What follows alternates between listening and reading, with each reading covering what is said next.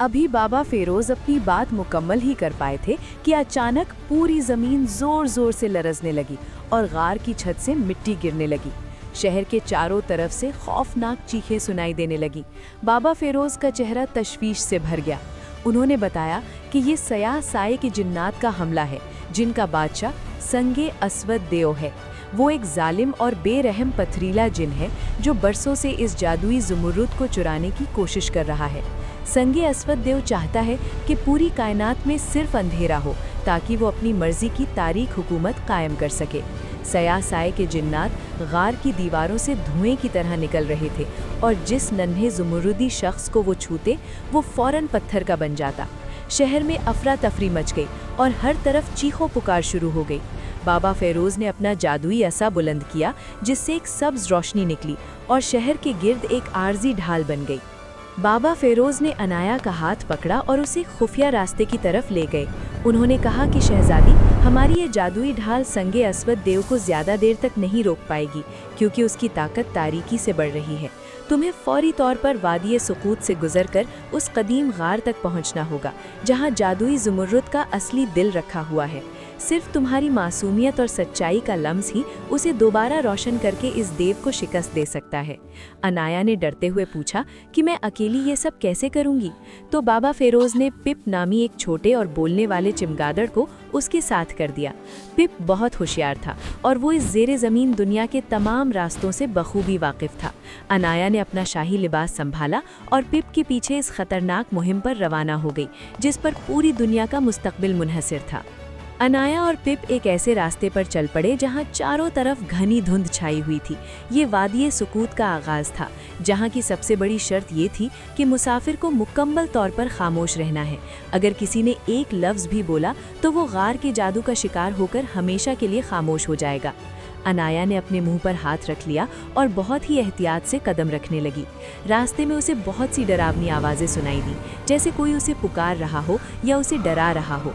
पिप ने उसे इशारों से समझाया कि इन आवाज़ों पर कान न धरे और सिर्फ सीधा चलती रहे।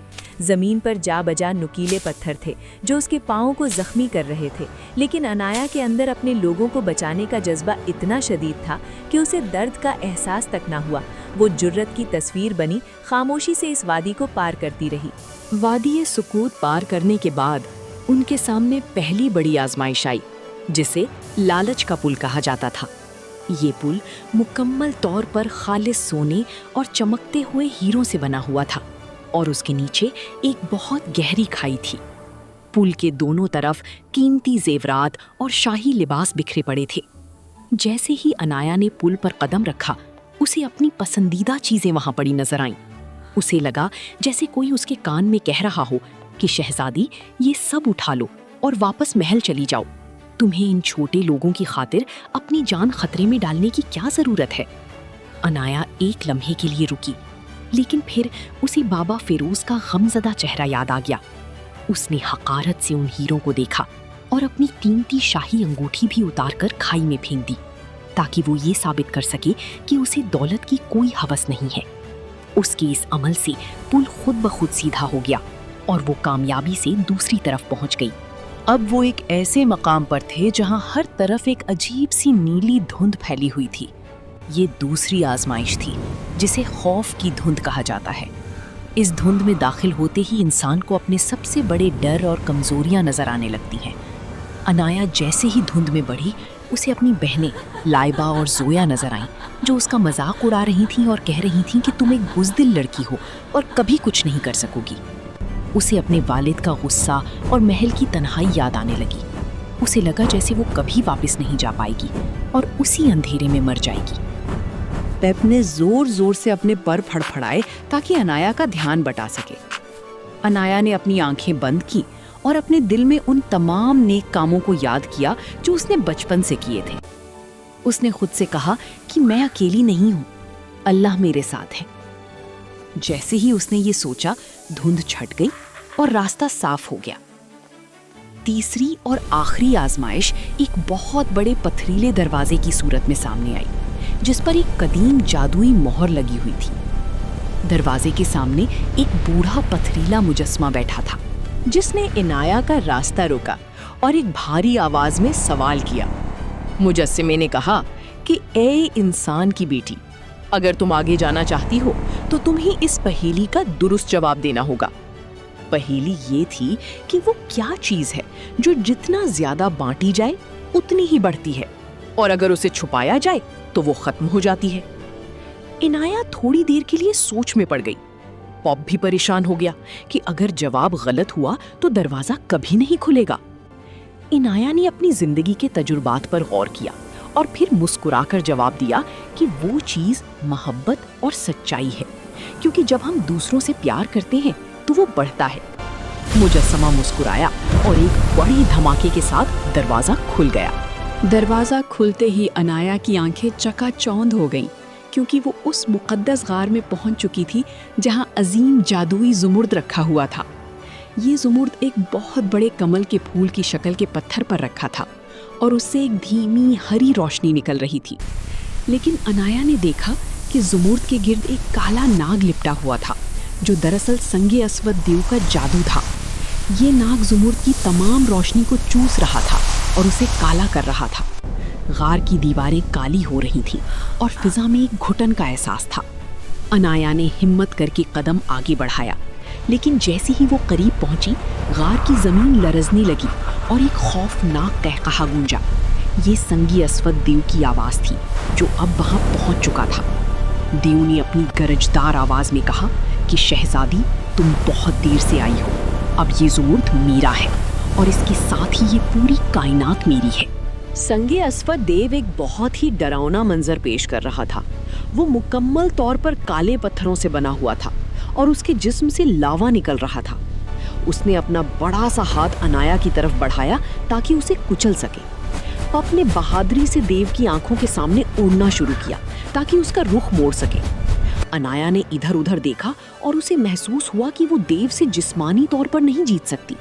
उसे अपनी उस ताकत का इस्तेमाल करना होगा जो बाबा फिरोज ने बताई थी, यानी सच्चाई और पाकीज़गी। देव ने एक बड़ा पत्थर अनाया की तरफ फेंका, लेकिन वो बाल बाल बच गई। गार के अंदर पत्थर गिरने लगी और धूल उड़ने लगी। अनाया ने भागकर एक सतून के पीछे पनाह ली और दिल ही दिल में दुआ मांगी कि उसे इस मुश्किल से निकलने का कोई रास्ता मिल जाए। इसी दौरान उसे बाबा फिरोज की आवाज अपने जहन में सुनाई दी कि अनाया, खौफजदा मत हो, तुम्हारा नूर उसके अंधेरे से बड़ा है। संगे अस्वद देव गुस्से में पागल हो रहा था, क्योंकि वो उनाया को पकड़ नहीं पा रहा था। उसने गार के दहाने को बंद कर दिया ताकि उनाया बाहर ना भाग सके। इसी लम्हे गार की एक कोने से छोटी छोटी रोशनियां नमूदार हुईं। ये बाबा फिरोज और इनके नन्हे ज़ुमुर्दी सिपाही थे जो उनाया की मदद के लिए वहां पहुंच गए थे। बाबा फिरोज ने अपना असा बुलंद किया और देव पर हरी रोशनी की बौछार कर दी, जिससे देव एक लम्हे के लिए लड़खड़ा गया। बाबा फिरोज ने पुकार कर कहा कि शहजादी अनाया, यही वक्त है, तुम फौरन ज़ुमुर्द के पास जाओ और उसे छू लो। हम इस देव को रोक कर रखते हैं। अनाया ने मौका गनीमत जाना और पूरी ताकत से ज़ुमुर्द वाले कमल की तरफ दौड़ लगा दी। काले नाग ने उसे डराने के लिए फन फैलाया, लेकिन अनाया अब डरने वाली नहीं थी। उसने अपनी तमाम तर हिम्मत जमा की और ज़ुमुर्द पर हाथ रख दिया। जैसे ही अनाया का हाथ उस ठंडे और मुरझाए हुए ज़ुमुर्रद पर पड़ा, उसे एक ज़ोरदार झटका महसूस हुआ। उसे लगा जैसे उसके जिस्म से तमाम अच्छाई और रोशन यादें निकलकर इस पत्थर में समा रही हैं। काले नाग ने उसे डसने की कोशिश की, लेकिन जैसे ही ज़ुमुर्रद रोशन होना शुरू हुआ, नाग धुआं बनकर उड़ने लगा। संगे अस्वद देव ने एक हौलनाक चीख मारी और अनाया की तरफ लपका, लेकिन ज़ुमुर्रद से निकलने वाली हरी लहरों ने उसे दूर फेंक दिया। गार के अंदर एक अजीब सी ताकतवर गूंज पैदा हो गई और अनाया को ऐसा लगा जैसे वो हवा में तैर रही है। ज़ुमुर्रद की रोशनी अब इतनी तेज हो गई थी कि पूरे गार में दिन जैसा उजाला हो गया। देव के पथरीले जिस्म में दरारें पड़ने लगी और वो दर्द से तड़पने लगा।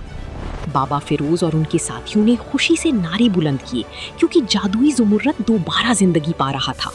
ज़ुमुर्रद की रोशनी अब गार से निकलकर पूरी ज़ेरे ज़मीन दुनिया में फैलने लगी थी। जो ज़ुमर्दी लोग पत्थर के बन चुके थे, वो दोबारा जिंदा होने लगे और मुरझाए हुए पौधों में हरियाली वापस आने लगी। संगे अस्वद देव अब आहिस्ता आहिस्ता रेत में तब्दील हो रहा था, क्योंकि वो इस पाकीज़ा रोशनी को बर्दाश्त नहीं कर सकता था। उसने आखिरी बार एक डरावनी आवाज़ निकाली और फिर एक बड़ी धमाके के साथ وہ مکمل طور پر ختم ہو گیا۔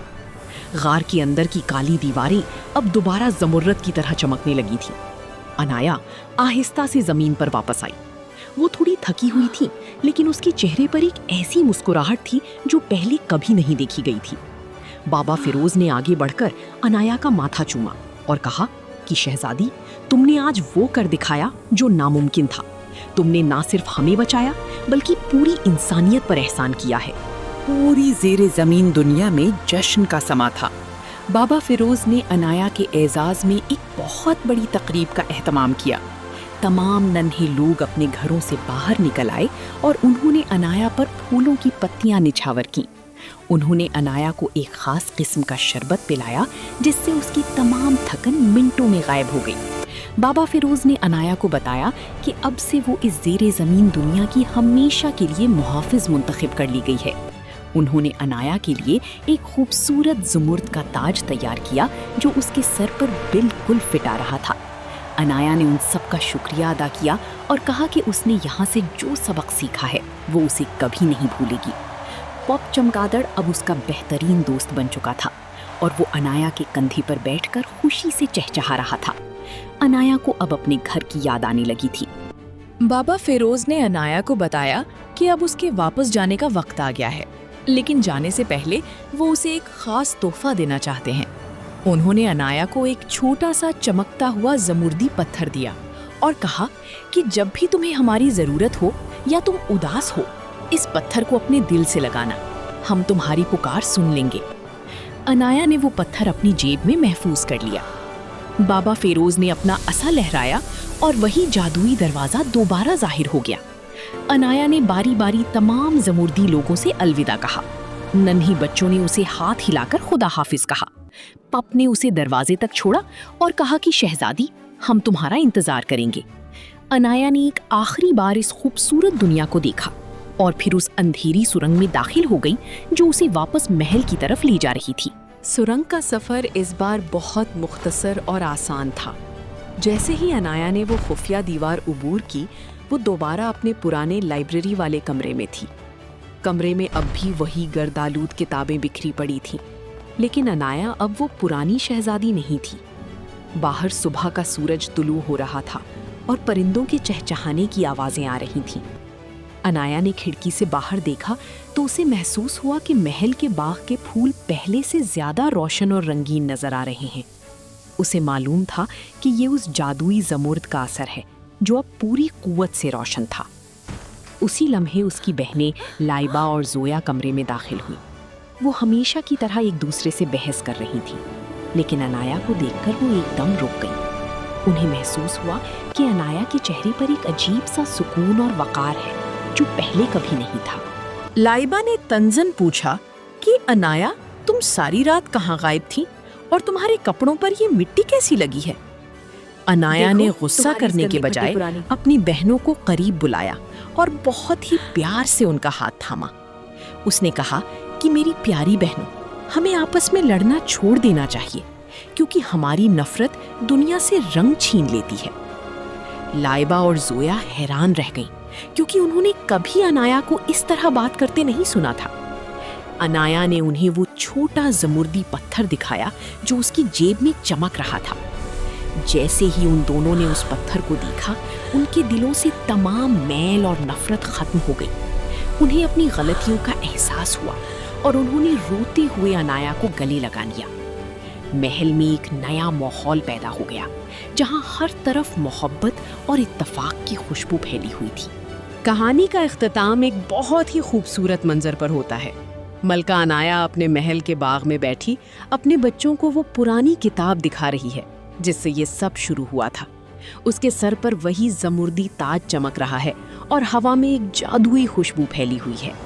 وہ اپنے بچوں کو سمجھا رہی ہے کہ یاد رکھو بچوں، خوشیاں بانٹنے سے بڑھتی ہیں اور یہی زندگی کا اصل حسن ہے۔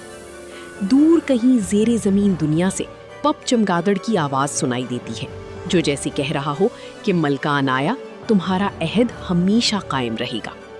سلطنت میں ہر طرف سکون ہے اور جادوئی زمرد کی روشنی اب اتنی تیز ہے کہ وہ ستاروں تک پہنچ رہی ہے۔